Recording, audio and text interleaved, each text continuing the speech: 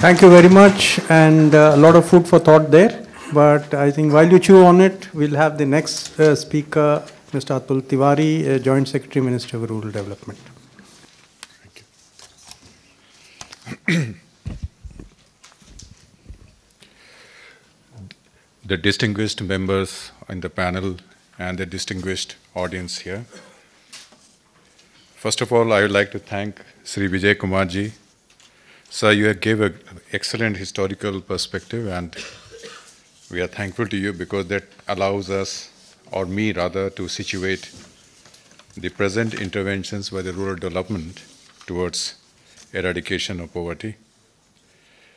I would like to enter a separate argument with Mr. Tandon later so that we can brief him that whatever your concern are, sir, that is how we are also designing our interventions towards eradication of poverty. Without taking much time, I'll quickly go through a very small presentation, and I'll also list out certain issues to the notice of Niti Aayog in my final slide.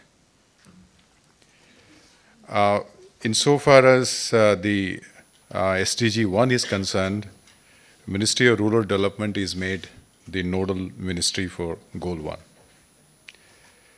1. We have also finalized the RD's interventions and which are the proposed indicators.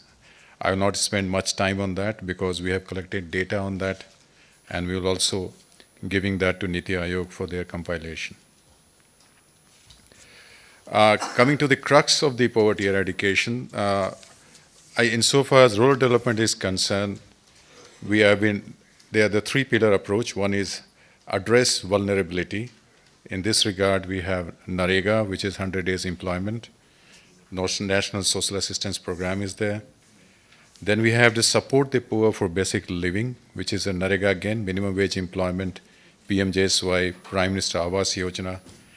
Organize, skill, and support the poor, which covers the whole gamut of NRLM and skill diversification, etc. So what we are trying to do is diversified livelihoods, adequate infrastructure, and improved skills will give a human capability as a thrust. As Vijay Kumar sir was mentioning, we have to increase the capability of the people so that they can come out of the poverty line. This is just a brief snapshot of what all that we are trying to do it. We are going to build, as Honorable Minister Rural Development was saying, we will build by December this year 1 crore houses, which if you compare with the earlier record, it will appear quite a huge jump. Then we have the Prime Minister Gramin Sadak Yojana. We have the National Rural Livelihood Mission. My colleague Mr. Dalu will be speaking at the next panel on more about this. Of course, NREGA is there, skills, social security, and the point I would like to highlight here is that there is a shift towards evidence-based interventions for which we have made the SECC 2011 as a basis, and I'm sure a separate study can be made out on the use of the SECC, the way it has made the targeting of the beneficiaries so easy and reduced the field level malpractices to a great extent. Then we also are going to use real-time monitoring, leveraging digital technology for efficient and transparent governance, on which I will come later. As you can see, because the assets have been created, we have found that the agricultural productivity of surveyed household has increased. There is an IEG study of the households benefiting from increase in water table due to NREGA work. There is an IRMA study on NRLM which says that how in the non-mission area and mission areas, there has been an increase in the income and assets of poor. And as you can see, the credit of rupees 1.2 lakh crore has been leveraged from the bank in the last 4 years for the self-help groups, and which have a NPA as low as 2.5 or 2.7%. This is a PMJSY, as our minister was saying about the milk thing. It has really, really helped in bringing the rural livelihoods up, and connectivity has helped businesses to grow. the approach which the ministry has taken, and some of which also finds expression in the concept of the aspirational district as well, is a mission Antyodaya. This is the approach which we are taking. If you look at historically now, the emphasis is on convergence and saturation, which is focused on raising income.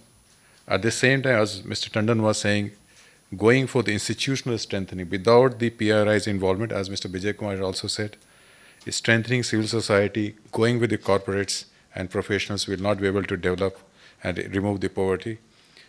And all this comes on a technological by help for an integrated monitoring dashboard. This is a response to the multidimensional nature of poverty. As we all know, poverty is not only because of income. It can be happen also lack of education or lack of good health care. If you see the total outlay in the social sector by the central government, every year we are spending around 4 lakh crore of outlay in the social sector. And if you combine it with the state corresponding share, it will go still further.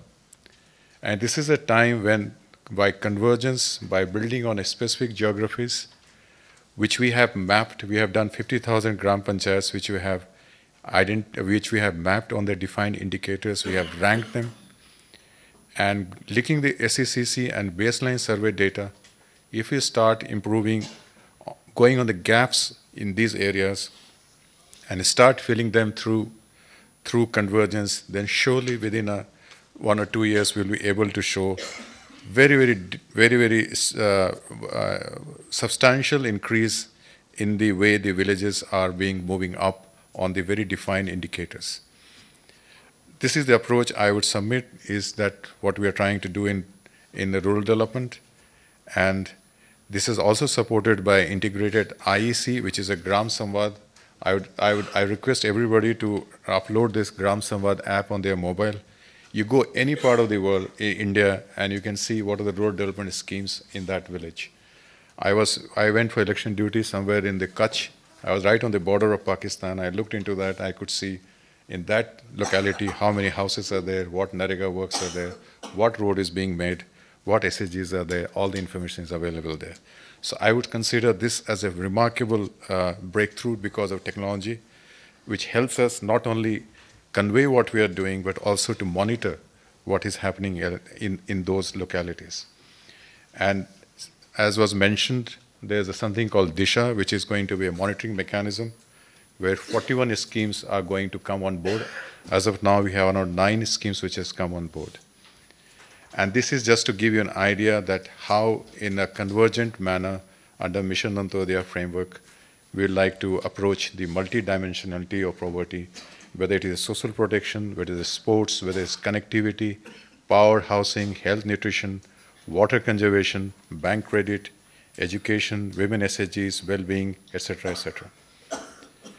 And this is just to give an idea that if we are going for so SECC data which is there, which allows us to target the interventions to the people who really need that.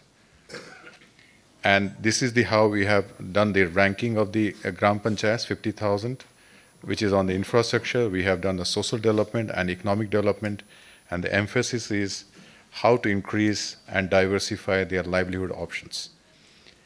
As you can see, as Vijay Kumar sir was showing, sir, we have also this 50,000 scores, as you can see, which is very intuitive. There are certain states, big states, have done very bad in the ranking, like Jharkhand, Assam, etc. Other states have done it well. And now it's not only that picture, it also allows us on what areas we should improve on so that these can grow into the ranking. This is for the smaller states. This is the DISA integrated location-based monitoring. We are trying to do it. As of now, we have around 6-7 schemes are there, and we are working with the industries, ministries to share their APIs. And we also, what we're trying to do is that every village has the LGD code. So if every scheme allows use of the LGD code, and they have their API, in the API, if you transform them, then all this data will be accessed on Disha, and it will become a great tool to understand how the geographies are responding to the government interventions in terms of eradication of poverty. And this is what I tell about the Gram Samvad. Now let me come very quickly to the issues which I would like to pose to the Niti Aayog for advice and guidance. We require some more clarity for nodal ministries, like for the SDG 1, there is a reporting from RD and Tribal Affairs and Social Justice is cross-cutting. So we'd like to work with them to have a well-built mechanism to put in place. Second thing is that how to ensure coordination in reporting, and in the reporting format for VNR also we'd like to have some discussion. I would like to be fully involved and help you as much as we can to make it more quantitative as well as a little bit of qualitative. And the biggest problem we are going to have in this, which we require some suggestion from Niti Aayog, will be the proportion of population living below the national poverty line. There's a mention of $1.25 per day as an indicator. As you know, sir, that we do not have a poverty line as of now. The rural development is working on the SECC data, which is not exactly the poverty line. So some amount of clarification or pooling of our minds together to come out a solution on this very thorny issue will help us go further in our reporting as well as in our achievement. Thank you very much. I will be happy to answer any questions. Thanks a lot, Atul, for the perspective from the ministry's side, the details of the plans and programs going forward. And now the last speaker, I think it's but fit that we give the lady the last word. So I'll request Rohini to make her presentation. I still hope to have 5 to 7 minutes of questions at the end of it. So I'll try and stick to my 10 minutes. Are these on? Can you hear me fine? Okay, great. So what I'll do is take a couple of minutes to tell you about the history of thinking about poverty and the problem of poverty. Then a little 2 more minutes maybe about what I think are the successes, and then maybe 3 minutes each on areas that I think we need more thought in and specific policies that stem from there. Let's aim for that. So if you think about the history of poverty measurement and more broadly about the history in the extent of poverty, I would say the 70s. So the 70s were the first time, 1971 was the first time when you heard the Garibi Hatao slogan in political discourse. And Mr. Vijay Kumar referred to, I think, the minimum needs program. And so the 5th and the 6th 5-year plans were the first time you had specific goals, like a primary school within 1 kilometer of each village, and so on. Drinking water within this range, so many primary health centers. So those were the first time you actually got norms coming in. Before that, you did, however, recognize that growth and poverty were linked, but not in an easy fashion. So one of the documents I'd suggest anyone who's interested in going back and looking at these issues would look at the document prepared by the Prospective Planning Division under Pitambar Pant in the 60s. And this really recognized that there's certain parts of the population who will benefit from a trickle down. So if you're growing fast, they're going to be people who get employed, they come into that good growth circle. But then there's about 20% of the population. And it's funny how I still think it's about 20% of the population that is really not going to be touched by growth that's going on elsewhere, and you'll have to do special things for them. So it's interesting, we brought out a new edition of an old book on poverty and income distribution in India, which was published in the 70s by Bardhan and Srinivasan. And we read a lot of these documents, and it was interesting to see how much has stayed the same in our opinion. So I'd refer you to that if you were interested. There is a lot that is changing, however, and I think Mr. Tiwari's presentation showed you some of that. So what do I think are the other successes? I think the NREGS is just, in many ways, a wonderful program. So I think I would disagree with Mr. Tandon there.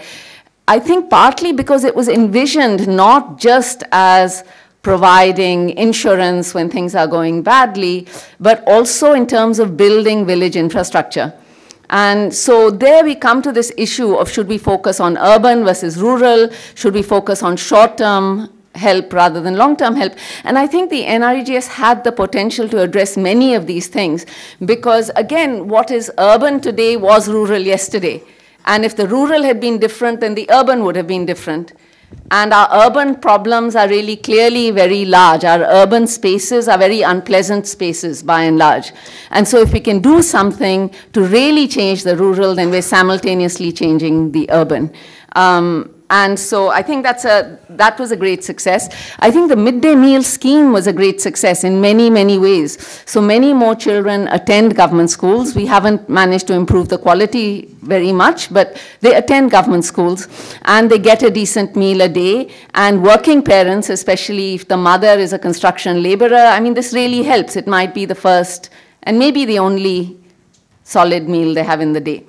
Other things, I think that banking, and this is particularly in the last few years, I think that banking has been a phenomenal success in terms